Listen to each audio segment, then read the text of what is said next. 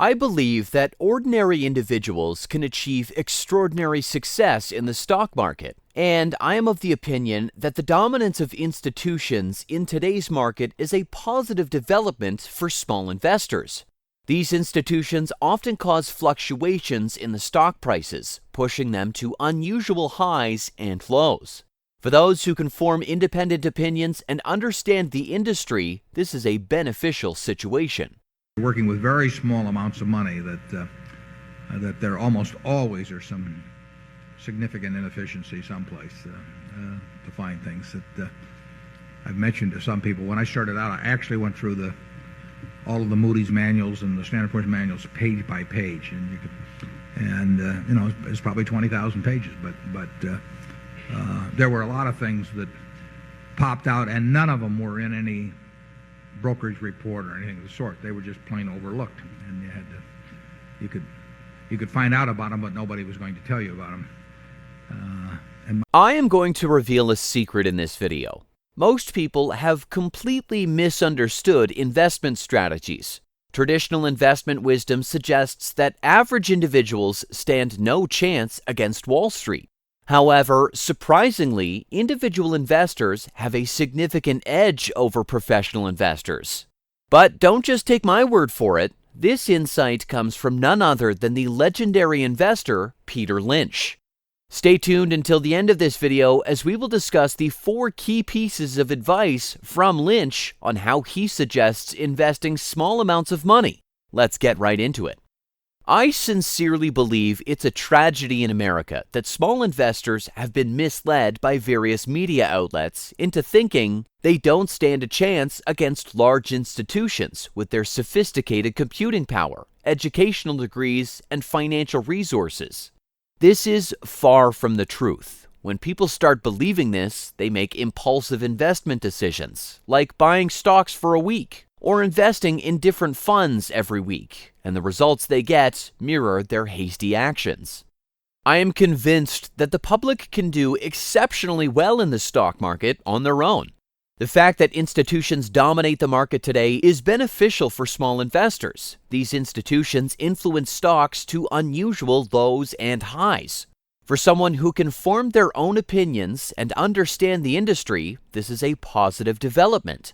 The most crucial aspect of investing in the stock market is to know what you own. I am astonished at how many people own stocks without understanding why. If you can't explain the reason for owning a stock to a 10-year-old in less than 2 minutes, you shouldn't own it.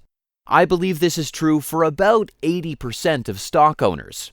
If you're an institutional investor aiming for successful investments, Peter Lynch has outlined 4 steps you should follow. According to Lynch, the fundamental rule of investment is to know what you own and why you own it. This means that if you own a stock, you should have a profound understanding of the company, its products, and what sets the business apart from its competitors. You should also be able to explain to a child why you own the stock. Professional investors, despite being some of the most educated and intelligent individuals, often buy stocks without fully understanding the business or being able to justify why it's a sensible investment. I saw the truth of Lynch's words when I became a professional investor myself. Professional investors' investment performance is evaluated relative to an index, often the S&P 500, which consists of approximately the 500 largest companies in the U.S. economy. The index is weighted based on the market cap of each company, with larger market cap companies accounting for a larger percentage of the index. The larger a company, the more its stock performance influences returns for the entire index. For instance, NVIDIA, valued at $1 trillion, makes up roughly 3% of the entire S&P 500 index. This is a significant percentage given that the index comprises 500 companies. NVIDIA's stocks have been performing exceptionally well, increasing by 200% over the past year. NVIDIA is a tech firm known for designing and manufacturing graphics processing units. The average portfolio manager on Wall Street, typically in their 40s or 50s with a finance background, may lack the technological expertise to fully understand such a company. If a professional fund manager were to follow Peter Lynch's advice of only investing in companies they comprehend, there's a good chance they wouldn't have owned Nvidia stock. This could lead to dissatisfaction among investors in the professional fund. Professional investors are humans with monthly mortgage payments and bills. They aim to retain their jobs by keeping their investors happy.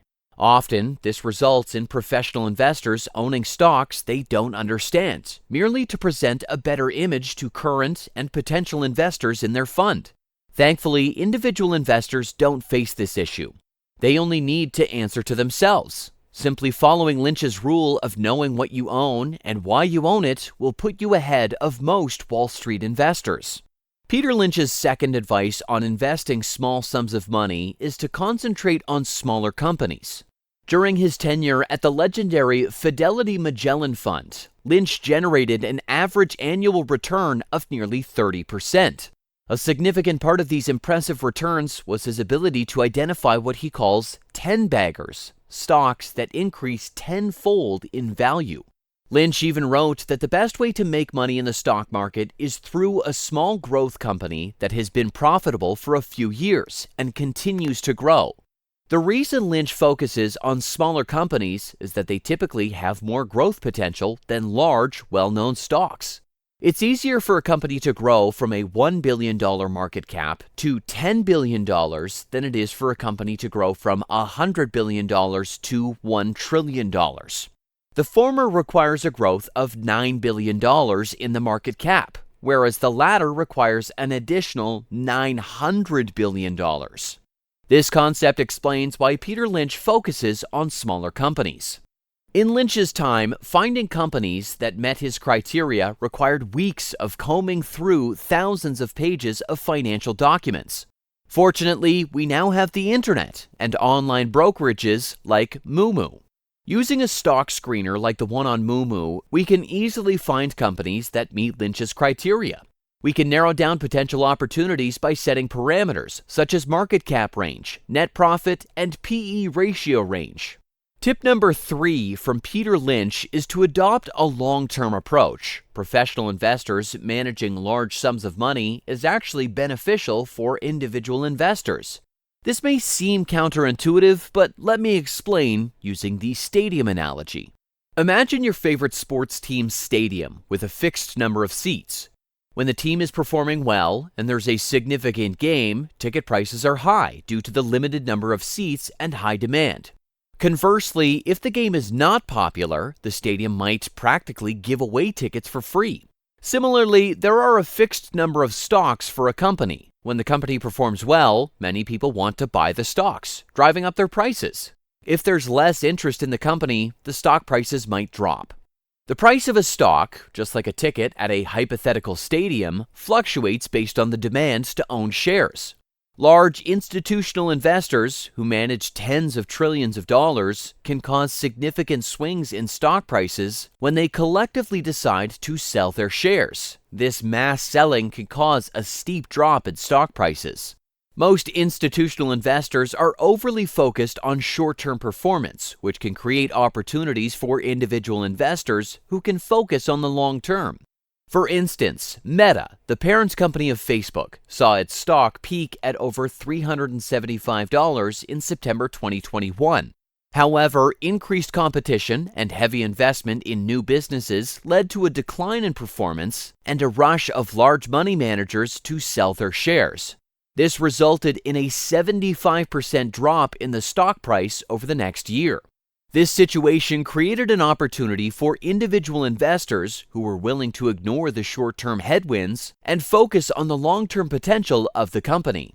At its lowest point, Meta had a market cap of just $250 billion, but it generated $39 billion in cash flow in 2021. This cash flow was not sales or profit, but hard, cold cash added to its bank account.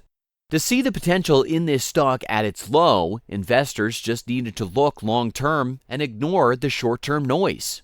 This example demonstrates how large investors can cause significant fluctuations in stock prices, leading to the next point. Investors need to be okay with stock price declines. Many people believe that to be a successful investor, you need to be a genius. This belief is seemingly supported by the fact that many of Wall Street's top investment firms are filled with graduates from elite educational institutions. However, Peter Lynch disagrees with this notion. According to Lynch, the most important organ when it comes to investing isn't your brain, it's your stomach.